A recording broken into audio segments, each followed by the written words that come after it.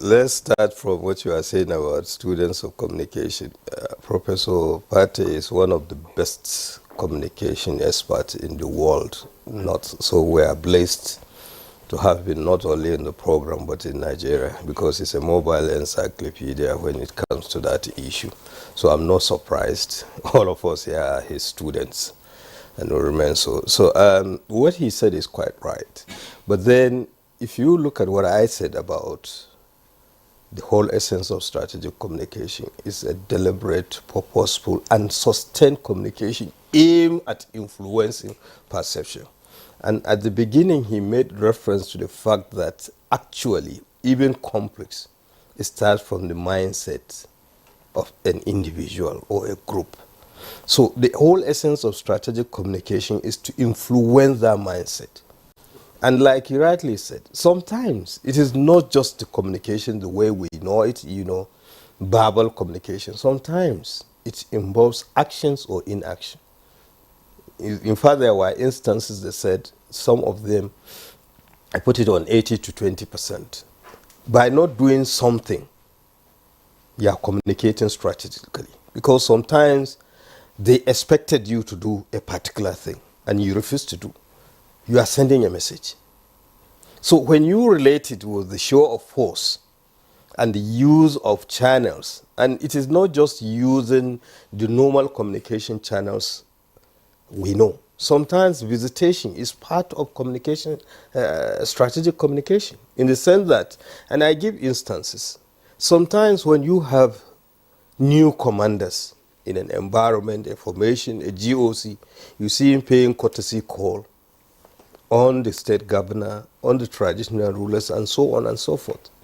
He is communicating strategically in the sense that a new man has come and exploring ways in case if there are things, these are the way. So when issues of show of force come into play also, there are certain group of people, possibly the language they understand, it is not just an appeal, but to show that in case you do this, we are there. You are sending a message. And communication, strategic communication played out in our counter-insurgency operations in the Northeast. Initially, the nomenclature for the operation, it started with Boyona and the rest of them, but eventually it becomes Zaman Lafia, Operation Zaman Lafia. But eventually, 2015, it was changed to Lafia Dole.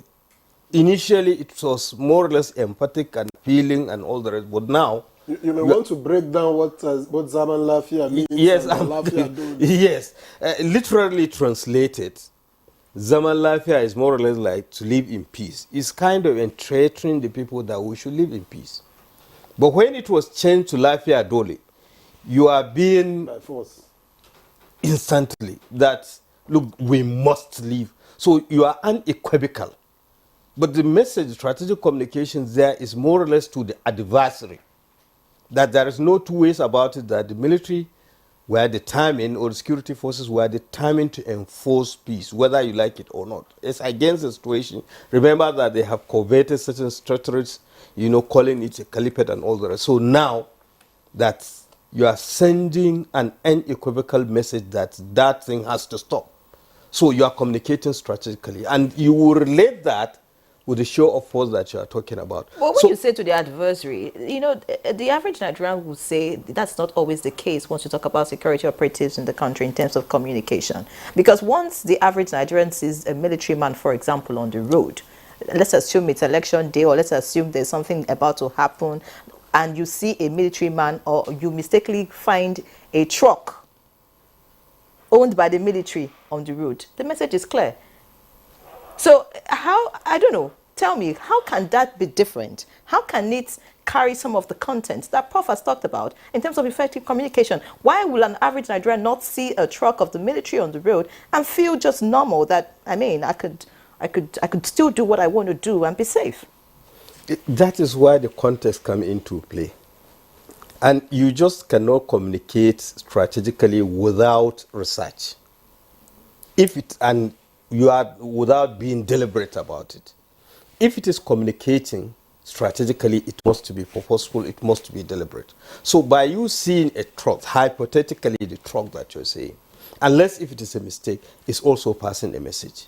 But then the message, it could be that in certain instances, there is, if you look at section 218, I think the military can come in aid of civil authority. And there are several instances where they assisted in logistics. It is not just the military. In fact, National Union of Road Transport Workers, help the electoral process in ferrying, electoral materials. So let's assume it is for that purpose, because just like Air Force does, because there are certain areas that are inaccessible, maybe you need a military truck. But beyond that, except of course it is transporting troops for reinforcement when things escalate. But beyond that, no, it shouldn't even come into play. So what I'm trying to say here is that you communicate either verbally or not verbally, either through action or inactions. And in these instances, you sit down. If there are situations, especially in complex situations, what message are you sending across so that people will have a sense of belonging? If, for instance, because we have had instances even, there were accusations and counter accusations against security forces being partisan and non-partisan, especially on the plateau and what have you. But they have come out time without number with certain instances that they have been impartial. It's just that the other side do not understand what is going on. And it is your duty and responsibility to remain, impartial professional by communicating, the right message, sending the right signal. Just like the professor has said. Now you are telling me that we need to work hard, when in real sense, by mere looking at you, you do not belong to the class that I belong to. Because when we look at your wristwatch alone, is my income for the whole year. So what do you know about what I'm going through? So these are the issues. So it is not just the issue of, communicating, but you have to communicate effectively. But at the same time, you have to select your words. You have to select the channel that you are going to use. Because in most instances, take for instance, if you are communicating to people in the rural area, you don't go to, with due respect to you in NTA, go to television station. The most likely channel, possibly, it could be radio station.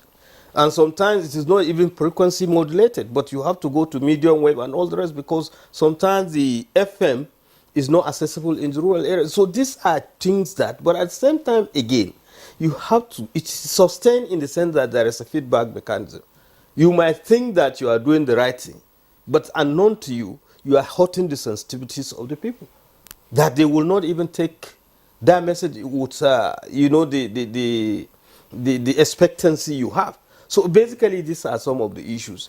And in most of these instances, we have to look at it in the sense that, is it a mistake or is it a deliberate thing?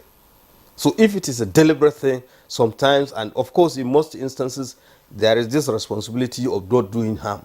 You are thinking you are doing the right thing. At the end of the day, you are aggravating the situation.